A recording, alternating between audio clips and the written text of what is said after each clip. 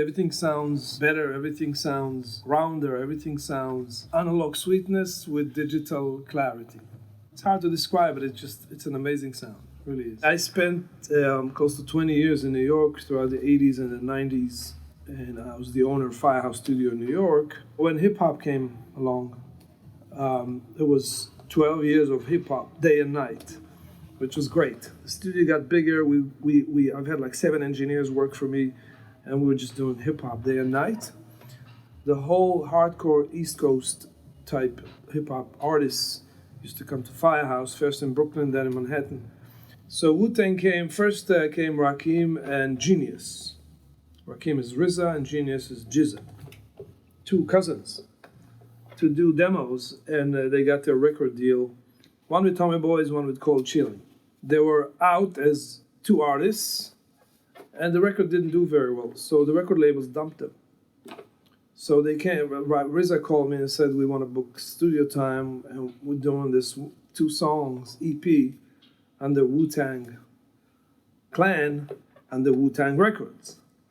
And we're going to show them. 7 rappers in one song. It was unheard of. Usually you have 2, 3, And it was pretty wild. And they changed their attitude as well. They came with a protest, very angry and very, frustrated with the way the system works with the music industry and the fact that people didn't appreciate their arts. That was the idea. And they did a 2-song EP, became a big underground hit, Protect Your Neck. So then they got the record deal. Then Loud Records, Steve Rifkin was smart enough to figure that this is an amazing group. And he took them and gave them the freedom to sign with other labels. And that was it. RZA called me and he said, Yoram, we're going to pay you back. They worked with me, and whenever they were short, I was easy on them. I didn't make a big deal, So he wanted to pay me back, and so he did like 5 albums in my studio. First Wu Tang Clan, first Method Man, the first ODB, and Gravediggers. They were there day and night. I mean, actually, more accurately, every night they were there. And from then on, it was history. I do a lot of Israeli artists who do anything from rock music to hip hop, to Jewish music, Hasidic music, to world music. Every day I'd do something different here, which is amazing. Whereas in New York, it was 12 years of hip-hop. Here, every day is something else.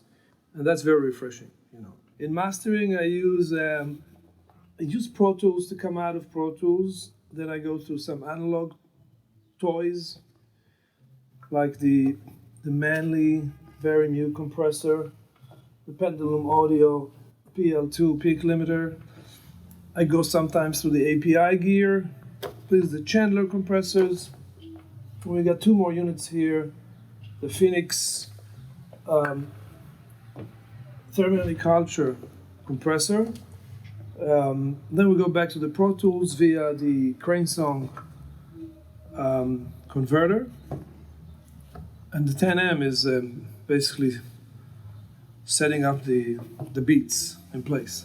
I mixed a bunch of things with my old clock, and then people came to sort of finish up the mix, and at that point I had the new clock.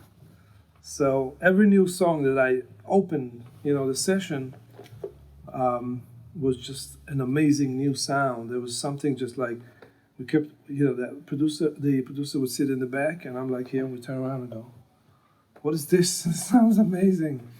It's just improved the sound in a way that really I've never heard any combination of digital or analog, and digital and analog combined sound so rich, This is probably one of the best pieces of gear I bought in, I don't know, maybe 15 years or 20 years. It's easier to get to the sound you want to get to. That's the main thing. You get there faster because you don't fight the system. Everything sounds better, so you're not dealing with anomalies and problems that you're getting from a digital system not properly synced. The resolution is very high. The sound is very accurate. You can really go in and sort of, adjust whatever you want to adjust. One thing I've noticed that's really amazing is that you actually hear the the release of the envelope of the notes. We hear the release go all the way down, whereas in the past it used to go sort of halfway down and then disappears for a second, then comes back, almost like a void. But with now you hear it go all the way down and comes back. It's amazing details. The details are in the low level stuff. You hear the reverb tails, you hear the snares release, you hear breaths, you hear all the stuff that's happening below it you really couldn't hear before. You didn't even notice you missed it, but now you hear it. So it's pretty amazing. So with the clock, this is very important.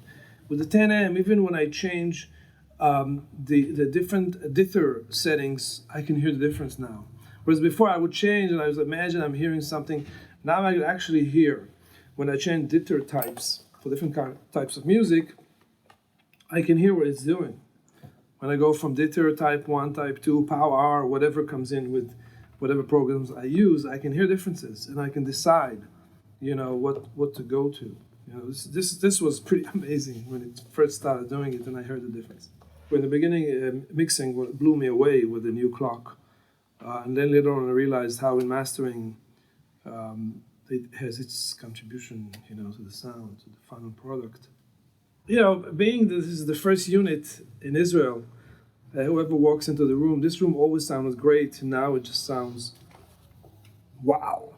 Before it was like, wow, great sound. Now it's like, oh my God, this is amazing. It's just the whole sound is something different.